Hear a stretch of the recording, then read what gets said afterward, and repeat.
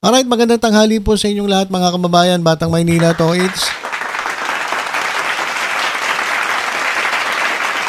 Ditong nakaraang araw ay wagi po si Bossing Vic Soto.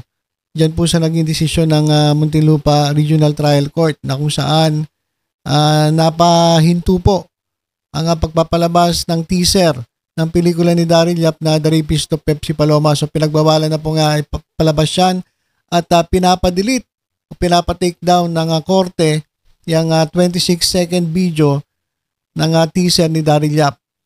Pero mga kababayan, base rin sa desisyon ng korte, ay pinahintulutan si Daryl Yap na ituloy ang produksyon ng pelikula at pinayagan na ipalabas ito sa sinehan.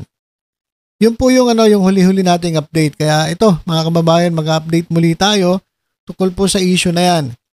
Kasi ito pong kampo ni Bossing Vic Soto mga kababayan ay humihingi po ng assistance dito po sa MTRCB, dito po sa Movie and Television Review and Classification Board para reviewin maigi ito nga pelikulang Pepsi Paloma. O babasahin ko lang itong report ng publiko. Vic Soto to seek MTRCB review of Pepsi Paloma film. The camp of actor host Vic Soto plans to seek assistance from the Movie and Television Review and Classification Board o MTRCB regarding the controversial film Pepsi Paloma. Ayon po yan sa abogado ni Bossing. Attorney Enrique Buco de la Cruz, Soto's legal counsel, stated that they will request the MTRCB to thoroughly review. Kasi lahat naman ng pelikula talaga dadaan sa MTRCB mga kababayan. Bago ipalabas yan sa sinihan, dadaan po sa MTRCB. At nire-review po yan ng MTRCB. Kine-classify po nila kung ano ang magiging ratings nito. Ano ba to? General patronage ba to? Ito ba ay parental guidance? Ito ba ay restricted? O ito ba ay X? Ibig sabihin po kapag X, hindi po ito pwedeng ipalabas sa mga sinihan. Depende po yan sa review. So sa kalalabasan ng pag-review ng mga board of directors ng MTRCB. So gusto ko lang liwanagin mga kababayan na kadalasan po si MTRCB chairperson Lala Soto. Alam ko magiging controversial na naman to at maraming magbabantay dito kasi yung nag-request po isang Soto at yung pinaka chairperson ng MTRCB ay isa ring Soto. Kaya marami sigurado nga magbabantay dyan at marami na namang mambabash kapag medyo hindi naging pabor sa kanila ang magiging desisyon ng MTRCB. Kaya gusto ko lang liwanagin, alam ba ninyo na sa MTRCB po, bibihira pong magbigay ng kanyang kumbaga boto si MTRCB chairperson Lala Soto? Kadalasan, ang mga board of directors, marami po kasi yan eh. Mga board of directors po ang nagdidesisyon kung anong classification ng isang pelikula. Kapag siguro medyo dikit po ang naging desisyon, medyo halimbawa lang, yung ibang board of directors sinabi parental guidance, yung ibang board of directors naman sinabi restricted. So ngayon, dun papasok si Madam Chair Lala Soto at kumbaga siya yung siya yung pinaka babasag nung tie. Ganun po mga kababayan ang pagkakaalam ko. Pero kapag unanimous ang desisyon ng board, hindi na kinakailangan mabigay ng boto si Madam Chair Lala Soto. Ganun po yun mga kababayan. Pinapaalam ko na sa inyo to kasi alam ko marami po na namang magmamarites at magiging marisol dito mga kababayan. Sulsol. Marami po kasing ganyan eh. Kaya ngayon pa lang sinasabi ko na sa inyo, sigurado ako dahil Soto po yung nagre-request, malamang si Madam Chair person Lala Soto ng MTRCB, malamang at sa malamang mag-i-inhibit yan. Mag-i-inhibit yan. Hindi yan makikialam kung ano ang magiging desisyon ng MTRCB dyan po sa pelikula ni Daryl Yap na Pepsi Paloma. Okay? Ayun ang alam ko dyan. Alam ko mag-i-inhibit yan. Hindi yan makikialam dyan. Bagamat siya ang MTRCB chair, alam ko mag-i-inhibit yan. Dahil por delikadesa.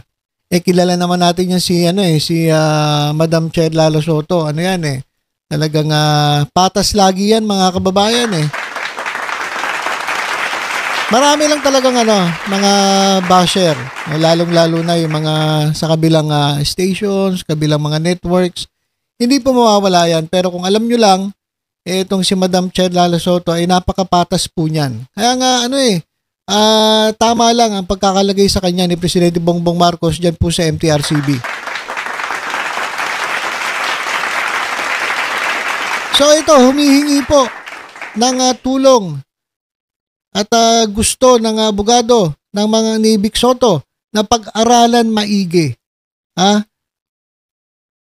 They will request the MTRCB to thoroughly pag-aralan maigi, review the movie to determine its suitability for public viewing.